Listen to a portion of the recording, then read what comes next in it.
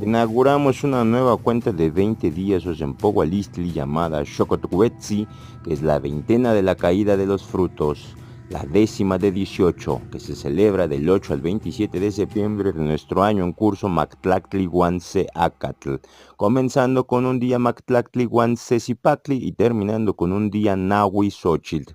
Esta veintena recibe también los nombres de Micaíhuitl o Huey Micaíhuitl, la fiesta de los muertos, debido a las ceremonias que en estas fechas se realizaban y que concluían con ofrendas y reverencias a Mictlán Tecutli y Mictlán Ciguat, señores de la muerte. La dualidad del Mictlán, lugar de quietud y reposo.